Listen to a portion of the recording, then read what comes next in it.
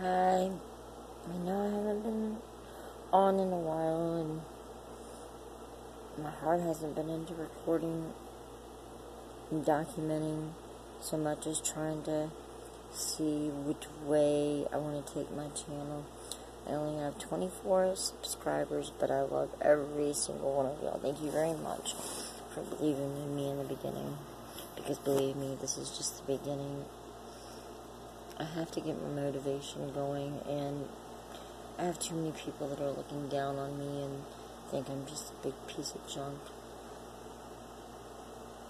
If they were to spend any time with me, they would know that inside this 45-year-old addict, mother of many, third time married,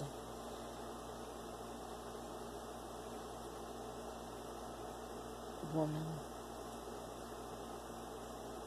is that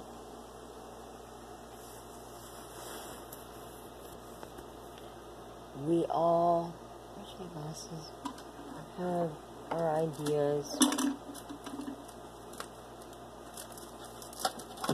of what an addict looks like.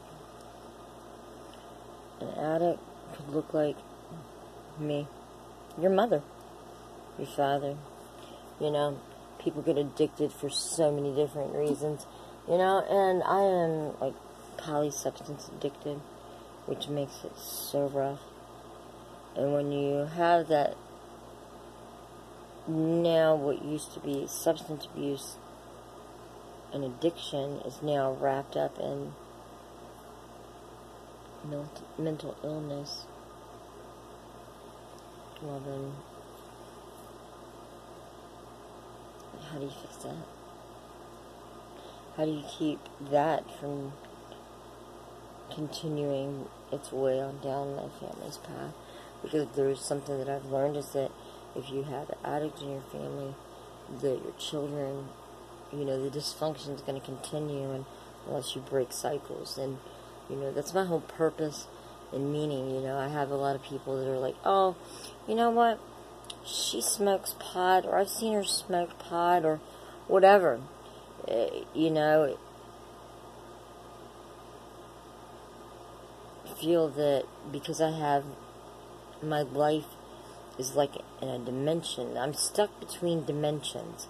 That's the only way that I can put it without sounding like I'm really losing my shit here, is that I'm stuck between the dimensions of the reality that I am trying to cognize and the reality that is. And I am trying to learn how to fight my way out of that, or to actually, you know, get on a higher dimension and figure out what the fuck is going on in my life. Excuse my language. I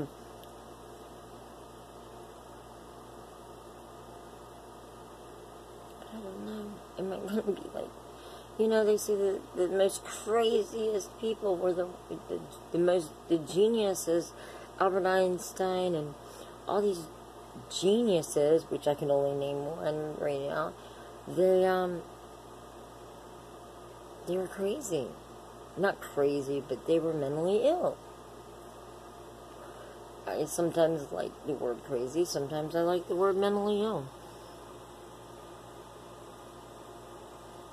I want to reach out, and, you know, there's a stigma that goes along that if you're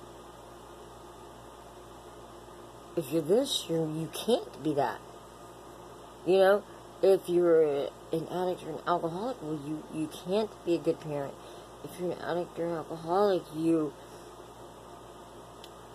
have to be criminal. If you're an addict or an alcoholic, you have to be a bum. If you're an addict or alcoholic, you have to be a whore. If you're an addict or alcoholic, you have to be black and in the ghetto. If you're an addict or an alcoholic, you have to be white and in the ghetto. If you're an alcoholic or an addict, you have mental illness, post-traumatic stress disorder, well, Iraq, Vietnam, seriously, we've got to start opening this up. If we're going to start talking about addiction and how it's manifested. I could tell you how I've seen I'm 45 years old. I was a full-fledged opiate addict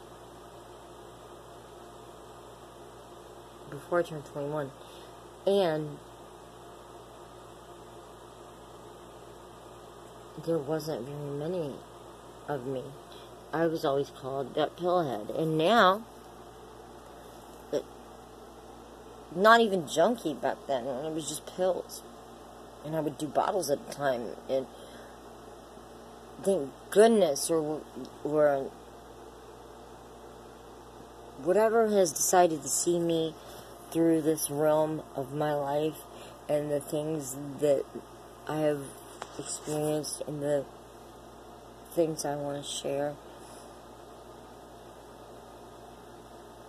is only because I want to get better myself. With social media, I have the platform to reach out to people that are like me, that have probably been there, listen to my crazy ass, that are like me, that have been there, and that can we can get more clarity and get more, I don't want to say help, because people are thinking, oh, we're spending this much money on rehabs, it's not working, we spend this much money on Suboxone, oh no, that's just a replacement, methadone is just a replacement. Now in the state of New York, as of, I think it was July 14th or 16th, 2018, they have now allowed people who is now on our list of conditions that you can get prescribed medicinal marijuana for. Post-traumatic stress disorder was the next to the last, and that's what I just received my card for. And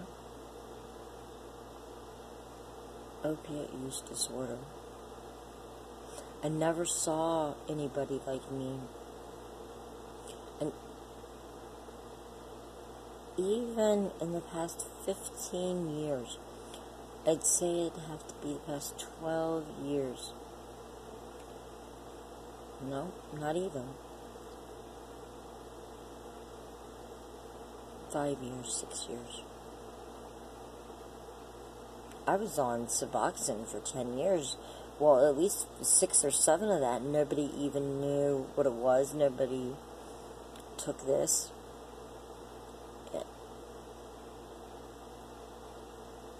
And it's just, and I live in a little town on the teeny tiny town with one store now, Dollar General, 2 bars, American Legion, and a few churches on the Canadian border.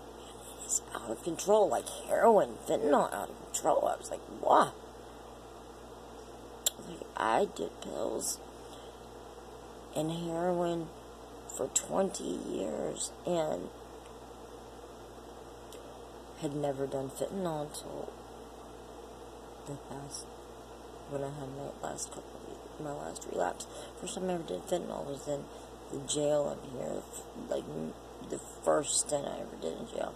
It was like 9 years ago. At least I kept some time between the two. Hey, it's progress, not perfection. I had to come to grips with that. Alright, well, I don't know if, I know my videos are really, really raw, and I'm sorry about that. But if anybody has any ideas on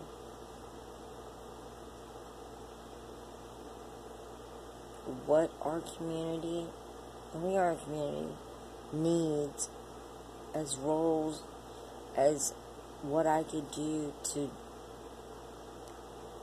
help anybody else that's in this situation, and I don't know what I'm trying to say. You do, though. Take it easy. Peace out.